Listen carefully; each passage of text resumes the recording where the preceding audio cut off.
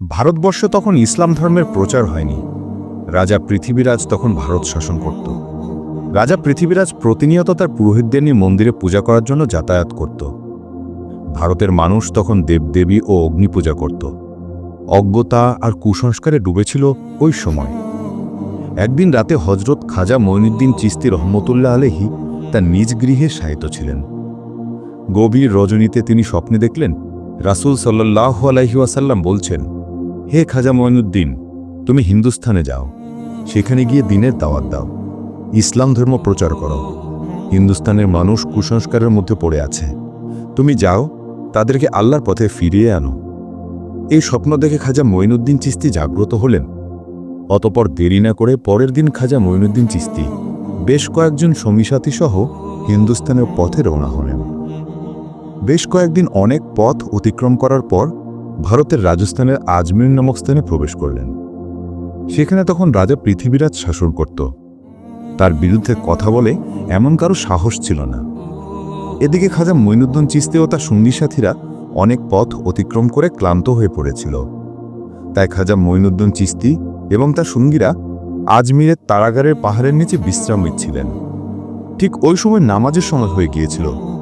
সেই জন্য খাজা মঈনুদ্দিন চিশতি তার সঙ্গীদের বললেন, তোমরা পানির সন্ধান করো, কেননা অজু করতে হবে, নামাজের সময় হয়ে গিয়েছে। তখন দুইজন সঙ্গী একটি লোটা নিয়ে পানির সন্ধানে বার হলেন। কিছু দূর যাবার পর তারা দেখল বিশাল একটা বড় সাগর সামনে দেখা যাচ্ছে, যেটি বর্তমানে আনা সাগর নামে পরিচিত। তারা আনা সাগরের সামনে গিয়ে দেখল রাজার সেনাবাহিনী আনা সাগরের চারিদিকে ঘিরে রেখেছে।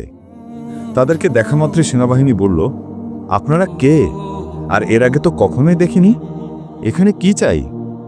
সঙ্গী দুজন বলল, আমরা হলাম খাজা মঈনুদ্দিন চিশতির মুরিদ, আমরা এখানে অজু করার জন্য এক লোটা পানি নিতে এসেছি। এটা শুনে সেখানে থাকা সমস্ত সেনাবাহিনী উচ্চস্বরে হাসতে লাগলো আর বলল, আপনারা কি রাজা পৃথিবীরাজের নাম শোনেননি? তার হুকুম অমান্য করলে কঠিন শাস্তির ব্যবস্থা হবে। এ সাগরে অন্য কারোর পানি নেওয়া তো দূরের কথা, পানিতে হাত দেওয়াও নিষেধ, কারণ এই পানি তাহলে অপবিত্র হয়ে যাবে। এই কথা বলে তাদেরকে তাড়িয়ে দিলেন। দুইজন সঙ্গী ব্যাখাভরা মন নিয়ে খাজা মঈনুদ্দিন চিশতির নিকটে ফিরে আসলেন। তখন খাজা মঈনুদ্দিন চিশতি বললেন, তোমাদের কি হয়েছে? তোমরা কি পানি সন্ধান পাওনি? এবার ওই দুইজন বলল, হুজুর, পানি তো পেয়েছি, কিন্তু আমাদের দেয়নি, তাড়িয়ে দিয়েছে, আর বলেছে রাজা পৃথিবীরাজ এই পানি নেওয়ার জন্য কারও অনুমতি দেয় না, তার হুকুম অমান্য করলে কঠিন শাস্তি দিতে বাধ্য হবে। তাদের সব কথা শুনে খাজা মঈনুদ্দিন চিশতি আল্লাহর দরবারে দোয়া করার পর তাদেরকে বললেন, তোমরা আনা সাগরের সামনে গিয়ে বলবে খাজা মঈনুদ্দিন চিশতি আমাকে পাঠিয়েছে। অতপর দুইজন সঙ্গী আবারও অজুর পানি আনার জন্য রওনা হলেন। তারা যখন সাগরের সামনে গিয়ে হাজির হলো, সেনাবাহিনীরা তাদেরকে ডেকে বলল, কি ব্যাপার, তোমরা আবার এসেছো কেন? তখন তারা বলল, অজুর পানি নিতে এসেছি। সেনাবাহিনী বলল, বলেছি না পানি দেওয়া যাবে না, রাজা পৃথিবীরাজ শুনলে এতক্ষণ তোমাদের হয়তো জীবন চলে যেত, আমরা কোনো মতেই পানি দেব না। তখন তারা বলল, আমরা তোমাদের কাছে পানি চাইব না, এই আনা সাগরের কাছেই পানি চাইতে এসেছি। এই কথা শুনে সেখানে থাকা সমস্ত সেনাবাহিনী উচ্চস্বরে হাসতে লাগল। ঠিক ওই সময় তারা আল্লাহর দরবারে দোয়া করার পর হাতে থাকা লোটাটি এগিয়ে দিয়ে বলল, হে আনা সাগর, আমরা খাজা মঈনুদ্দিন চিশতি রহমতুল্লাহ আলাইহির মুরিদ, খাজা মঈনুদ্দিন চিশতি আমাদেরকে পাঠিয়েছে, আল্লাহর হুকুমে এই লোটার মধ্যে চলে এসো। এ কথা বলার সাথে সাথেই এক নিমিষে সেই বিশাল আনা সাগরের পানি লোটার মধ্যে চলে এলো।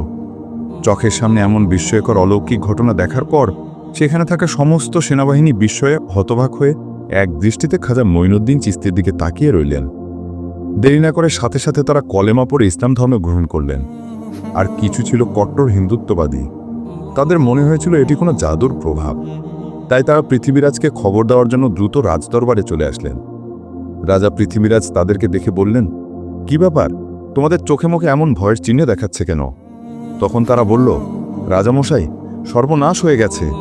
রাজা পৃথিবীরাজ বলল, কি হয়েছে? তখন তারা বলল, রাজামশাই, কোথা থেকে যেন এক বিশাল বড় জাদুঘর এখানে এসেছে, দেখলে তাদের ফকির মনে হবে, কিন্তু তারা তাদের জাদুর প্রভাবে সমস্ত আনা সাগরের পানি একটি লোটার অধি নিয়ে নিয়েছে। এই কথা শোনা মাত্রই রাজা পৃথিবীরাজের মাথায় আকাশ ভেঙে পড়ল। জীবনে সে অনেক জাদুঘর দেখেছে, কিন্তু এমন জাদুর প্রভাব সে কখনোই শুনেনি। তাই নিজের চোখে দেখার জন্য দ্রুত সেনাবাহিনীদের নিয়ে আনা সাগরের কাছে যাওয়ার উদ্দেশ্যে রওনা হলেন। আনা সাগরের পাশ দিয়ে যাওয়ার সময় লক্ষ্য করে দেখলেন সমস্ত আনা সাগরে এক বিন্দু পানি মাত্র নেই। এদিকে সমস্ত আজমিরের লোক দলে দলে খাজা মঈনুদ্দিন চিশতি রহমতুল্লাহ আলাইহিকে দেখার জন্য সেখানে যেতে লাগলেন। খাজা মঈনুদ্দিন চিশতি এবং তার সঙ্গীরা নামাজ শেষ করে বসেছিল। হঠাৎ তখনই রাজা পৃথিবীরাজ সেখানে হাজির হলেন। দেখলেন ইতিমধ্যে অনেক হিন্দু ইসলাম ধর্ম গ্রহণ করেছে। এটা দেখে রাজা মনে মনে খুবই রাগান্বিত হলেন। রাজা পৃথিবীরাজ ছিল খুবই চালাক। কট্টর হিন্দুত্ববাদী পৃথিবীরাজ বললেন, আপনি কে আর কোথা থেকে এখানে এসেছেন? তখন তিনি বললেন, আমার নাম খাজা মঈনুদ্দিন চিশতি। আল্লাহর হুকুম আর রাসূল সাল্লাল্লাহু আলাইহি ওয়াসাল্লামের নির্দেশে আমি এখানে এসেছি। পৃথিবীরাজ বললেন, আপনি আপনার জাদুর প্রভাবে এই পানি কেন শুকিয়ে দিয়েছেন? তখন খাজা মঈনুদ্দিন চিশতি বললেন, আমি কোনো জাদুকর নই, আমি হলাম আল্লাহর বান্দা।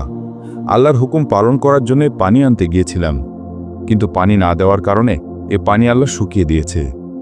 এ কথা শুনে সেখানে থাকা সমস্ত লোক বিস্ময়ে হতবাক হয়ে একদৃষ্টিতে খাজা মঈনুদ্দিন চিশতির দিকে তাকিয়ে রইলেন। পৃথ্বীরাজ ছিল খুবই চালাক এবং প্রতারক। সে বুঝতে পেরেছে এ সাধারণ কোনো মানুষ নয়, তাই সে কান্নার অভিনয় করে নত হয়ে বললেন, ঠিক আছে, আমাদের সবার কষ্ট হলেও কোনো অসুবিধা নেই, কিন্তু ছোট বাচ্চা এবং নিরপরাধ সাধারণ মানুষের কথা চিন্তা করে পানি আবার আগের জায়গায় ফিরিয়ে দিন, দয়া করে এই অনুরোধটুকু রাখুন। এই কথা শুনে খাজা মঈনুদ্দিন চিশতি দুইজনকে ওই লোটা নিয়ে আনা সাগরের কাছে যাওয়ার নির্দেশ দিলেন। দুইজন সঙ্গী লোটা নিয়ে সাগরের কাছে গেল এবং ওই লোটাটি আনা সাগরে রাখার সাথে সাথেই আনা সাগর আবার আগের মতো পানিতে পরিপূর্ণ হয়ে গেল। এই সমস্ত ঘটনা দূর থেকে তারা দেখছিল, তাই সেখানে থাকা সমস্ত লোক জিজ্ঞাসা করল, আপনি কোন দেবতার পূজা করেন? খাজা মঈনুদ্দিন চিশতি বলল, আমি আমার রব এক আল্লাহর ইবাদত করি। সেখানে থাকা সেই লোকগুলো বলল, আমরাও আজ থেকে আপনার সেই এক আল্লাহর ইবাদত করতে চাই।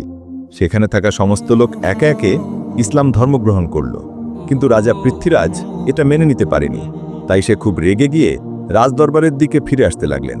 পরের দিন পৃথ্বীরাজ রাজদরবারের একটি জরুরি মিটিংয়ের আয়োজন করলেন। পৃথ্বীরাজ বললেন, যেভাবেই হোক এই ফকিরকে এখান থেকে তাড়িয়ে দিতে হবে, একে শেষ করতে হবে। এই বিষয়ে তোমাদের কোনো পরামর্শ থাকলে তাড়াতাড়ি বলো।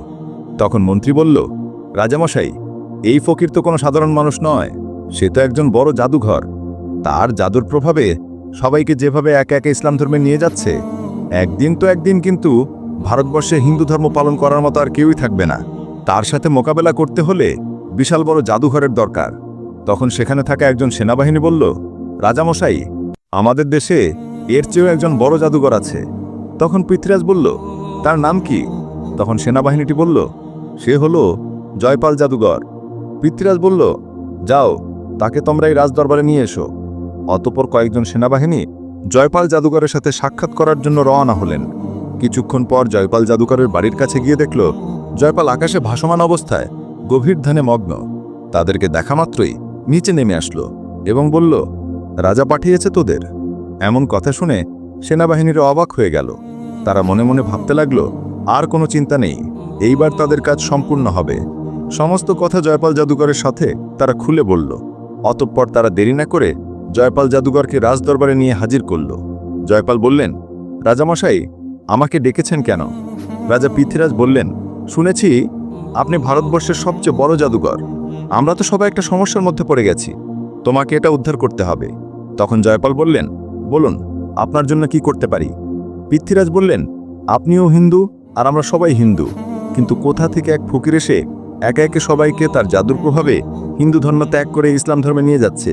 তার সাথে তোমার মোকাবেলা করতে হবে। তাকে যদি তুমি দেশ থেকে তাড়াতে পারো অথবা একেবারে শেষ করে দিতে পারো, তাহলে তোমার জন্য মহামূল্যবান পুরস্কার রয়েছে। এই কথা শুনে জয়পাল বললেন, মহারাজ, আপনি চিন্তা করবেন না। কত বড় বড় জাদুঘর আমার কাছে নত স্বীকার করেছে, আরও তো সামান্য একজন ফকির। ওকে শেষ করে তবেই আমি তোমার সামনে হাজির হব। অতঃপর আর দেরি না করে জয়পাল জাদুঘর তার জাদুর সাহায্যে গরিবে নেওয়াজ খাজা মঈনুদ্দিন চিশতি রহমতুল্লাহ আলাইকে খুঁজতে লাগলেন।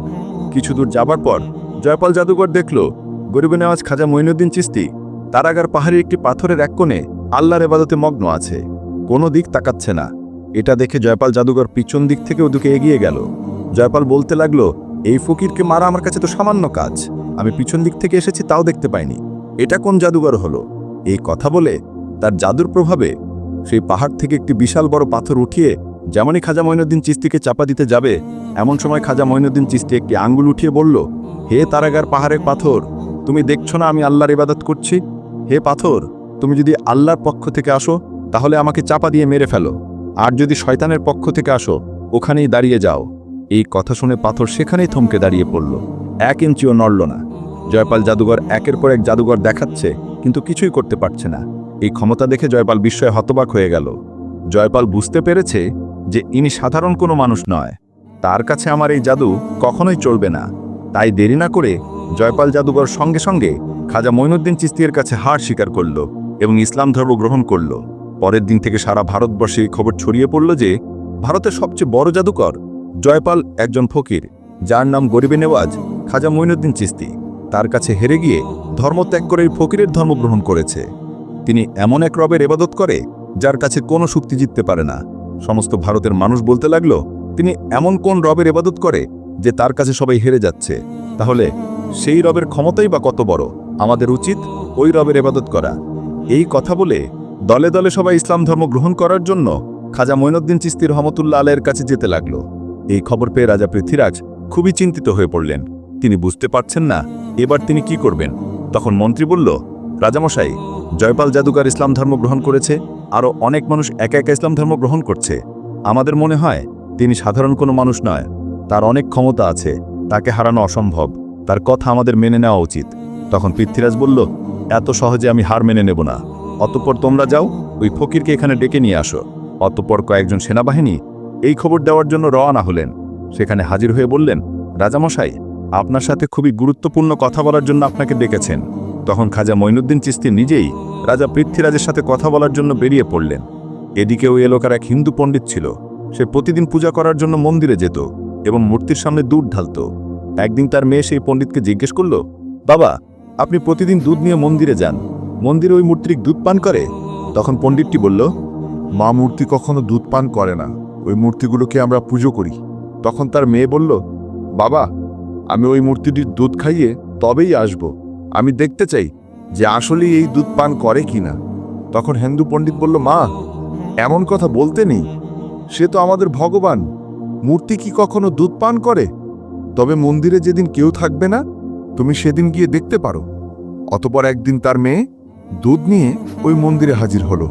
ওই মূর্তির সামনে গিয়ে বলল, তুমি তো আমাদের ভগবান, তাহলে নিশ্চয়ই আমার কথা শুনছ। আমি আজ দুধ নিয়ে এসেছি, তুমি এই দুধ পান করে নাও। কিন্তু মূর্তির কাছ থেকে কোনো উত্তর পেল না মেয়েটি। মেয়েটি আবার বলল, কি ব্যাপার, আমার কথা কি শুনতে পাচ্ছ না? তুমি দুধ পান করে নাও, আমি সচক্ষে এটা দেখতে চাই। কিন্তু মূর্তির কাছ থেকে কোনো উত্তর এলো না। তখন মেয়েটি নিজেই মাথা ঠুকে রক্ত ঝরাতে লাগলো, জোরে জোরে কাঁদতে লাগলো। ঠিক ওই সময় গরিবে নেওয়াজ খাজা মঈনুদ্দিন চিশতি ওই দিয়ে যাচ্ছিলেন। কান্নার আওয়াজ শুনে তিনি ওই মন্দিরের মধ্যে প্রবেশ করলেন এবং দেখলেন একজন মেয়ের মাথা দিয়ে রক্ত ঝরছে এবং জোরে জোরে ক্রন্দন করছে। তখন খাজা মঈনুদ্দিন চিশতি তাকে জিজ্ঞেস করলেন, মা, তোমার কি হয়েছে?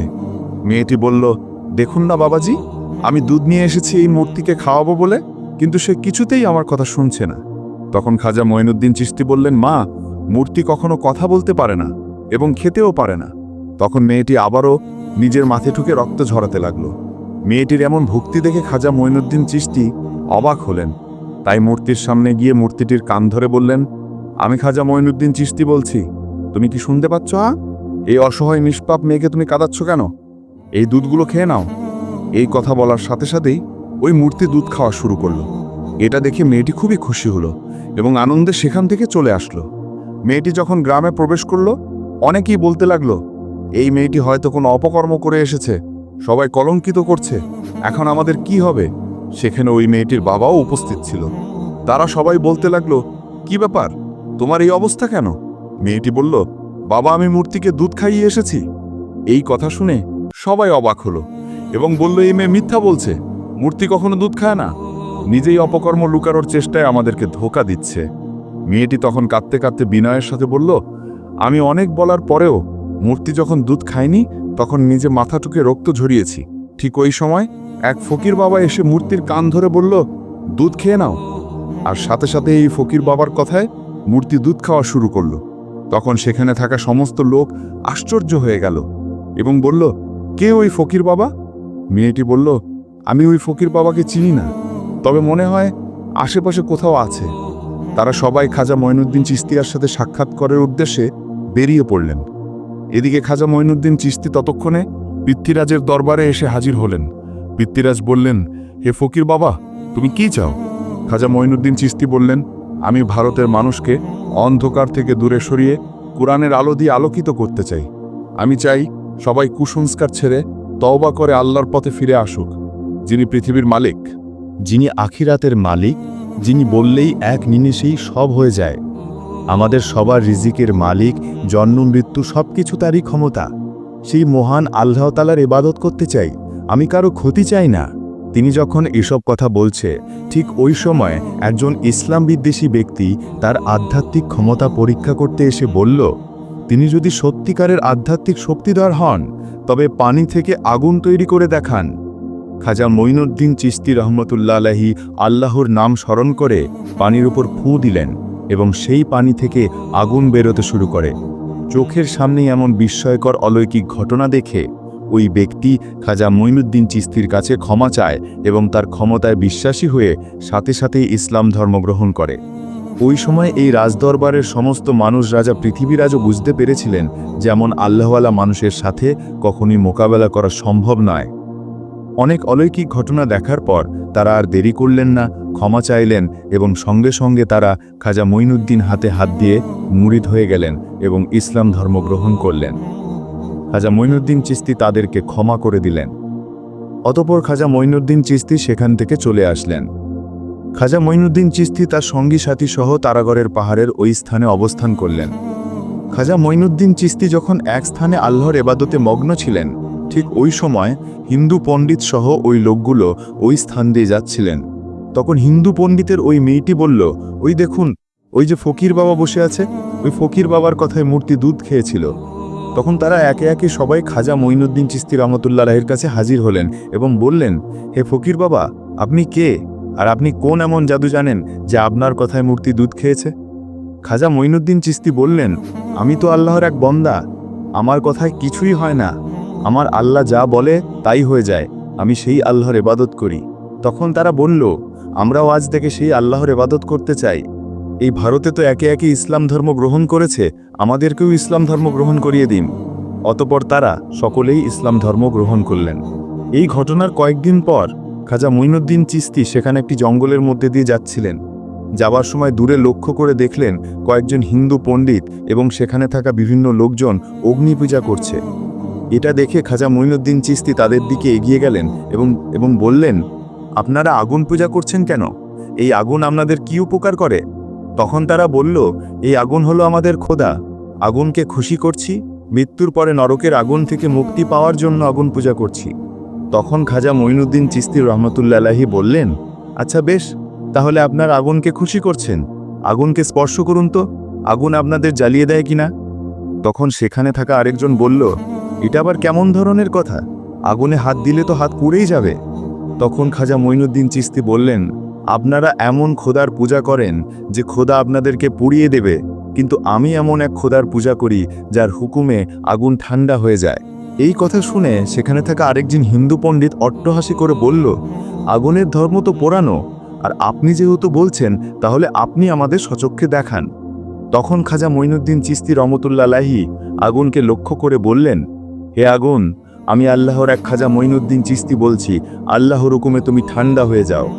এই কথা বলে খাজা মঈনুদ্দিন চিশতি আগুনের মধ্যে প্রবেশ করলেন। কিন্তু তারা অবাক হয়ে দেখলেন খাজা মঈনুদ্দিন চিশতি আগুনের মধ্যে প্রবেশ করল, কিন্তু একটুও পুড়ে যায়নি। এই অলৌকিক ঘটনা সচক্ষে দেখার পর তারা সবাই অবাক হয়ে গেলেন এবং বললেন, আপনি কে আর আপনি কোন খোদার ইবাদত করেন? তখন খাজা মঈনুদ্দিন চিশতি বললেন, আমার নাম গরিবে নেওয়াজ খাজা মঈনুদ্দিন চিশতি, যিনি বিশ্বজগৎ সমূহের প্রতিপালক, তিনি ছাড়া কোনো উপাস্য নেই, তিনি এই সমস্ত ক্ষমতার মালিক, এক আল্লাহর ইবাদত করি। তখন সেখানে থাকা সমস্ত লোক বলল, আমরাও আজ থেকে সেই মালিকের ইবাদত করতে চাই। এই বলে সেখানে থাকা সমস্ত মানুষ ইসলাম ধর্ম গ্রহণ করে নিল। আর এভাবেই খাজা মঈনুদ্দিন চিশতি রহমতুল্লাহ আলাইহি ভারতবর্ষে এসে কোরআনের আলোতে ইসলাম ধর্ম প্রচার করল। আর আল্লাহ তাআলার দেওয়া অলৌকিক ঘটনা দেখার পর কোটি কোটি হিন্দু ইসলাম ধর্ম গ্রহণ করেছিল। যা এক নজিরবিহীন দৃষ্টান্ত। আর এভাবেই সমগ্র ভারতে ইসলাম ধর্ম ছড়িয়ে পড়ল। এই ভিডিওটি যদি আপনাদের কাছে ভালো লেগে থাকে তাহলে আমাদের চ্যানেলটি সাবস্ক্রাইব করে আমাদের পাশে থাকবেন। আজকের জন্য এতটুকুই। দেখা হবে আবার নতুন এক ভিডিও নিয়ে। ততক্ষণের জন্য